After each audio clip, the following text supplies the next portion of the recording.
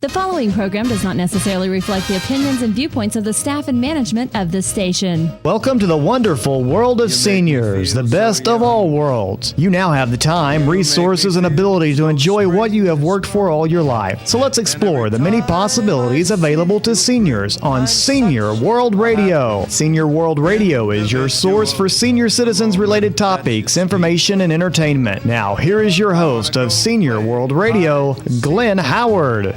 What do you do when you're a school teacher and you retire after a lifetime in the classroom? Well, if you're Laban and Sussy West, it makes it a whole lot easier if you've got a son working as a missionary in China. You pack up and head to China and explore a brand new world. That's the case of a couple I've got right here in the studio with me right now, Laban West and Sussy West. Laban, how long were you teaching?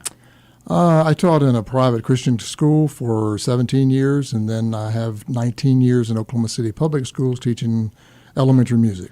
19 years in the Oklahoma City Public Schools. Now, Sussy, I understand you were more administration than you were teaching, were you not? Right. I started out as a teacher in 1973 and taught till 76 or 77. And then worked in special education, locating kids that weren't in school, that had disabilities, and getting them in school actually until 2011. So 2011, you shut it down, and Laban stayed in the classroom until... I retired early part of last year. And I know the thing that I know most about you, of course, is your music. You said you taught elementary, but also in college I... had a chance to hear some of your choir groups years ago, and may I say you're one of the best pianists I think I've ever heard. So I know you're a tremendous musician. How in the world did you wind up getting a son in China, though? Not everybody's kid comes home and tells mom and daddy, hey, I want to go to China. Tell me the story. How'd that happen? Well, it started with our son. We're going to, for purposes today, we're going to use the name Eugene because he is in China, and he goes by that kind of a pseudonym while he's there. Several years ago, and I'm not sure of the exact year, when he was just out of high school or in high school, he took a missions trip to Peru. Actually, he made a couple of trips to Peru, and during that time, he felt the call to be a missionary, and also as out of that experience, he was acquainted with another person who was a missionary in China, and the word got around that Eugene might do well in China. There was another missionary there that was doing some evangelistic work, and he put Eugene in contact with this person in China. Our son went there for a couple of weeks just to check it out, and the rest is history. Can I add a little bit there? Sure. When he went to China that 2 weeks, he came back, and he absolutely hated China. Because he was down in the south part near Hong Kong and around in Guangzhou and different areas, and I won't name any other areas, but at that point, that's where he visited. And he came home. It was hot and humid there. He does not like heat and humidity. He did not like it at all. And actually started to college, and one day he asked me to meet him for lunch, and I met him for lunch, and he said, Mom, I'm quitting college, I'm going to China. And I said, you just told me that you were going to China, that you hated it. And he said, Mom, I just had a dream of millions of people dying and not knowing Jesus, and he said, I've got to go back. And he made plans from that time on, stayed about 4 more months and prepared, and then went to China for the first time. The first trip was 2 weeks. That time he stayed 11 months before he came home. So he actually quit college to go become a missionary. Mm-hmm. Obviously, without a college degree, no training like that, I think it would be kind of hard to find anybody to support you and send you out. How did he do it? He did it by a lot of the people that were on his mission trips with him. He actually went on 2 different ones that summer to Peru. The other people saw his dedication, the leader of that group, and a lot of them were his first supporters. Okay. And some of them still support him. He still keeps up with some of that group. Well, if I understand, if my memory serves me correct, because I did meet him here a few years ago in a church where I was involved. He must have kind of liked Peru. I think, didn't he marry a lady from Peru? He ended up marrying a girl from Peru that had actually seen him on one of his missions trips to Peru during the summer before he ever did the China thing. And she actually became a Christian as a result of that encounter. She had been raised in Peru, and over a period of time, they ended up getting married. We actually went to Peru for the wedding, which was a great experience in that culture. And then they both ended up going back to China later as a married couple. And, of course, they're living there today with 3 of our grandkids. So that is one of the drawing cards to get you to go over to China once in a while to visit. Yeah. Glenn, I might say regarding the educational thing, Ben, he did a lot of reading. Our son loved to read. He read some of the theologians that are well recognized in church history, and he can probably sit down and carry on a conversation with just about anyone with regard to theology. And I'm not saying that's a substitute necessarily for a college degree, but he realizes now the importance of that, and I think at some point that will happen in his life, whether by doing it online or what. But I think he's already made some attempts to go ahead and acquire a college degree. Can I tell a funny story? Please do. When the kids were teenagers and Ben became a Christian, he really wasn't a Christian as an early teenager, really got into some trouble, actually shoplifted and did some things, and went to a youth quest that our church sponsored back east and came back a different kid and never was the same. He was just like he was doing things that weren't good. All of a sudden, his whole life changed and everything became different. It was all about Jesus.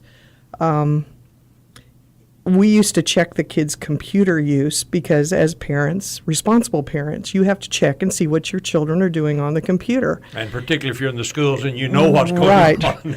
And so Laban would go in and check once a week or two and just see. Ben was always on the websites or whatever of all the old preachers, Martin Luther, John Wesley, reading sermons, Spurgeon. He knew every one of them, bought their books, he loved that. And that was what gave him inspiration. He could name many more if he were here with us today. But just trying to picture the idea of a kid who, first of all, is a mischievous kid who gets in trouble, who drops out of high school, who takes a trip, or out of college, takes a trip to Peru, falls in love with the gal, comes home, decides he's going to be a missionary to China without any backing organization support, packs up, goes over and does it and makes a success of it. That's rather an incredible kind of a kid. And, of course, I know not only you're very proud of him, but you guys both got quite involved in going over and supporting him. Who was the first one to go to China to see him? We both went together. You went together? Yes. We went together, actually, in our first trip was in 2005 when we went to China to witness the birth of our first grandson. Okay. Or our only grandson, but the first grandchild. And then you went over, Susie, did you not by yourself for a while? We've gone over several times separately. Both of us have been there about 5 times.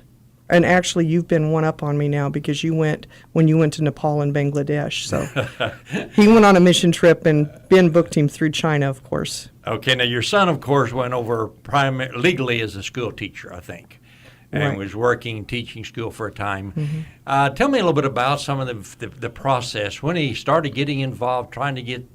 I mean, you know, I've worked around missions. Ellen and I spent 7 years in the Philippines and 10 years in Budapest, Hungary, and you don't just walk up to a embassy someplace of another country and say, hey, I want to go over as a missionary to your country, give me a visa. It don't work that way. How in the world did he work through the process, and what does he find himself once he gets there? I mean, You know, when I was in Budapest, say we had a church I could go in and pastor. When I was in Manila, had a nice school I could go in and teach in. You don't do that in China. So how do you get involved? How do you get started? What do you do? When he was there, the first trip before he was married and he was working actually for this other organization, he actually entered China many, many times. His responsibility or job was to carry literature, Christian literature, and he would take that across the border many, many times. And a lot of times it would involve carrying cash, and it would be taken to the national ministers there in China. He traveled all over China, up and down the east coast of China. So he became very familiar with the Chinese customs and how to get around and where to go, what to say, what not to say. And he learned the language. He learned the language because he does know the language. He is fluent in Chinese, Mandarin, and he can write it and read it. And he actually speaks Spanish. He's very fluent in Spanish, maybe more so than English, because he talks to his wife in Spanish. In fact, talking about a story, usually when they're together and they don't want us to hear something, they just start talking in Spanish. But he can speak Spanish and Chinese, and he also has picked up on the Tibetan language. That's a goal. He's not extremely fluent there, but he can speak enough to get along and to be able to speak to some of the Tibetan people. And while we're talking about Tibet, that is where his heart has been. He's wanted to minister and reach out to the far western part of China where the Tibetans live on the Tibetan Plateau. And if you haven't read about or understand the living conditions, you can be walking on flat ground and you're at 12,000 feet. Wow. It's a very, very different kind of culture, and he loves the people. In our trips that we've been there, we've met Tibetans. We've been around them very closely, and it's a very, very unique culture to visit. I have another story. I don't know if you're ready for it now. But we'll just wait for just a moment. Okay. We've got to take a break here. I was just thinking, though, when I get up to 8,000 or even 10,000 feet, I'm huffing and puffing, can hardly survive. The idea of living 12,000 feet at normal, that's rather scary. I'm Glenn Howard, Senior World Radio, talking today with Laban and Sussy West. They're retired school teachers who happen to have a son that wound up in China doing mission work. And they have almost created a brand new career of going back and forth to China and supporting their son and family. Oh, yeah, they get to see the grandkids as well, but almost made a career out of being a missionary to a missionary in China. We got to take a break. We're coming right back, so please stay right here with me. You're nobody till somebody loves you. Have you ever had a problem, but it seemed like there was no one who could help? You spent hours calling around, being referred from one place to the next. Well, not anymore. I want to tell you about a free and easy-to-use service in Oklahoma. 211 is a simple 3-digit phone number to get help or to give help when you don't know where to turn. Dialing 211 only takes a minute, and you are connected with a caring Oklahoman who will help you find the assistance you've been looking for. With access to over 13,000 programs, Heartline 211 can connect you to local resources for many different needs, including health care, food, counseling, rent assistance, disability assistance, job services, and much more. 211 is a service of Heartline, a United Way partner agency. 211, the right first call to get help or give help 24 hours a day. Hi, my name's Jason Ledlow, president of UT Phone, the ultimate telephone service. We're proud to be a sponsor of Senior World Radio with Glenn Howard. UT Phone is dedicated to providing Oklahomans affordable telephone service all across our great state. We have Lifeline home phone service starting at just $1.95. That's right, just $1.95, and most of Oklahoma's seniors qualify for this reduced home phone service. They get to keep their old home phone number, and it even includes long distance. Another great feature of UT Phone's customers really like is that it includes repair service. That's right, any repairs at no additional charge. With many telephone services charging $40 to $50 per month, it makes sense to switch your service to UT Phone. This service is a federal program that is provided through the Universal Service Fund. There is only one per household, so make it UT Phone's home phone service for $1.95. Give us a call at 800-996-0098. Again, call 800-996-0098.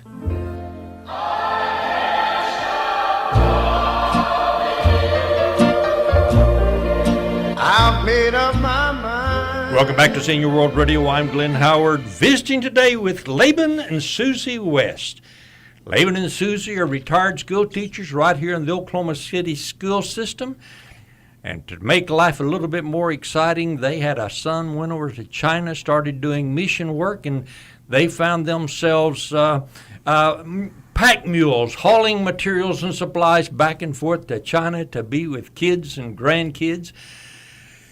Laban, it was just, an incredible story, as you and Susan was talking about in our first segment. When your son goes over, he drops out of college, he goes to Peru, he meets a girl, falls in love, comes back home, decides he wants to be a missionary in China. He learns the language. He's already learned Spanish, I guess, they speak in Peru.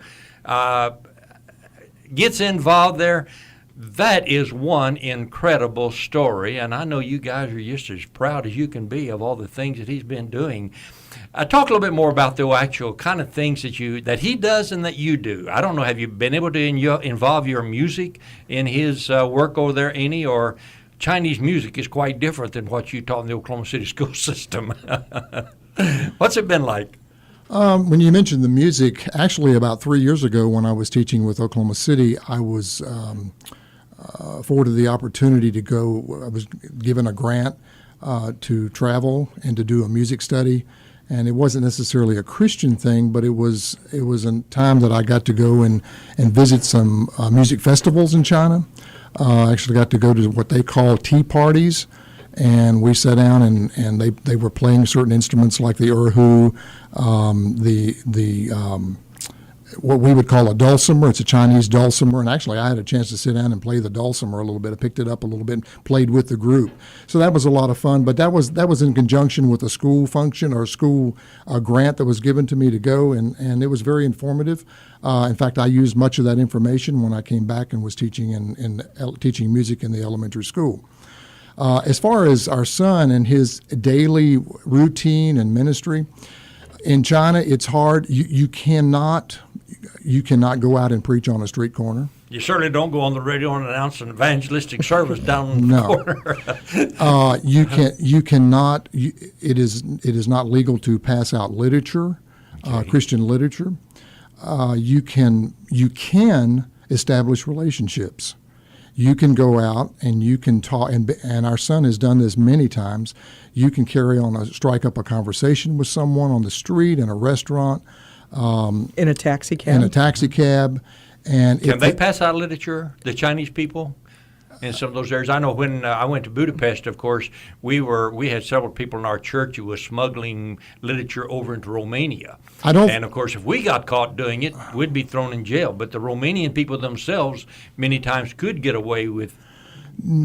Well, I think it's just opposite in China. If they were caught passing out literature, they would probably be the ones thrown in jail. Okay. Especially Christian literature. Christian literature, and you would be the one that has your visa revoked.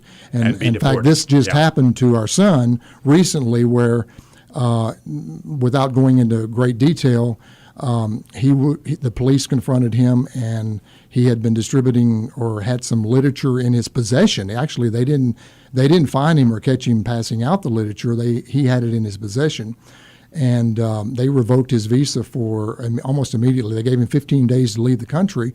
They did not revoke. It was not a permanent revocation of his visa. He was allowed to come back in as a tourist, but it's become a little bit harder because he has to go out of the country to get another tourist visa and then come back in. So he's working through that, and the Lord has been good to him in allowing that to continue to where he can come back. His family did not their visas were not revoked, but his was. And so right now they're working through that situation, and it seems to be working out okay. His wife is actually teaching, and she has a visa. No, she is not. Okay, so she is. They haven't been here long enough for her to ever be a U.S. citizen. That was another funny story. Her family could not imagine her marrying an American and not wanting to come to America. And she was living in China over a year before she ever came to America. And it took a lot to get her into America. Even though they were married, they did not want to grant visas from Peru for her to come to America, and it was a very hard struggle to get her here. Susie, how did you handle the whole emotion involved in, I know most mothers like to see their kids grow up, get married, have their grandkids, keep them close to home, get a nice job, prosper. Probably when you got to China, his living conditions was not what you would have expected, or certainly would not have been in Oklahoma City. Absolutely. And you see the kids becoming multinational, or probably more. If they were they born over there? 2 of them were born there. One of them, when they were here on leave, was born one time. The youngest was born here. And the first one was born in primitive conditions that you could not even imagine. So they're probably more Chinese than they are American. Well, they're pretty American, but they speak all 3 languages. I'm very proud of them. The birth of our first son in 2005, we witnessed it in the hospital. And it was literally, if you go back and look at the history of our hospitals in our country, it was like walking into a hospital 150 years ago. Yeah. But this isn't, I'm sure in Beijing and some of the major towns, but they live in a rural area, and it was the first foreign-born baby in that hospital. And the baby was born and everything was fine, but it was very, very primitive. It was, people here would be aghast at what it was. But as far as my feelings, Glenn, I am so proud of him and what the Lord has done in his life and his family. People say, how can you let them live there? How can you do that? And it's like, how could you stop them? I don't know how you would do it. He could live here where I would think he was safe. There's no place safe in the world. He could be going down to 7-Eleven from my house and get killed in a car accident. I can't keep him or his family safe. God's the only one that can do that, and with God's timing, he's in charge. I'm not. And the excitement of being able to go over and see and participate. I know when we were in the Philippines, Mom and Dad was able to fly over. They both were not in health to come to Budapest when we were there. But to take them into the Philippines, let them ride in some of the jeepneys, see some of the things around there. There was a thrill and excitement about that I'm sure you guys just run into continuously and see the effects of it. This is quite an experience for a school teacher, isn't it, Laban? Oh, it is. And Glenn, if I can finish my story from a while ago regarding what Ben does, what our son does, establishing these relationships with a taxi driver or with someone in the restaurant, if the subject of religion comes up, you can just about talk all you want to. Oh, really? As long as it's not a as long as you don't bring it up, that you're not bringing it up and you're not trying to push it on them, and they bring it up and they're in a discussion with you, you can give your testimony. That is not a problem. In fact, this was the one story I wanted to tell. When our son first went to this area where he lived, it's a highly Muslim populated area. Well, he found a particular Muslim, a young Muslim that was going to teach him how to read Chinese, and this was when he was learning the language. And what our son did. He had a Bible that had English and Chinese, and so he was using the Bible to be taught the Chinese language. Well, after a few weeks or months, he noticed that the Muslim looked at him and mentioned to him and said, "Well, what about us Christians?" And my son thought, he just said the word us. What does he mean by that? Well, to make a long story short, the Muslim had given his heart to the Lord as a result of them using the Bible. And I met this person. He was truly a Christian, had become a Christian as a result of that. And our son wasn't even trying to do that at the time. He was just using his services to help him learn the language. Do you find much English? In fact, I read here a while back that the largest English-speaking nation in the world is China. There are more English speakers in China than there is in the United States. That's a result of population. Yes. They try. And they try. They try. They all want to try. I think they think to be upwardly mobile, to get to the bigger cities, to make the money, because it's becoming very materialistic. They have to know English well. And you will have people walk up on the street and say, will you practice English with me? I have an English test, and they want to learn how we talk and how we say things. It's not unusual to be encountered with someone that wants to talk English to you. And the little kids on the street, when they get out of school, they'll look and see you as an American, and the first thing they'll do, they'll say, hello, hello. Oh, they don't say it that way. They say, hello, hello. I think that's true pretty well around the world. Yeah. Ellen and I even, in Turkey and various places have had people walk up, hear us speaking, and sit down at our table and say, can we practice our English? You mentioned the Muslim thing. What's the Muslim-Chinese relationship? Is there a lot of tensions over there? Do you feel the insecurity of that? We've only got a couple of minutes left. No. In the Muslim area where they're at, the Chinese are obviously in full control of the so Islam is a very minor. But it's small. In this particular city there are mosques everywhere. Okay. Like in our 300 country, in there's one city. A tremendous number of mosques. That's not a little city. No.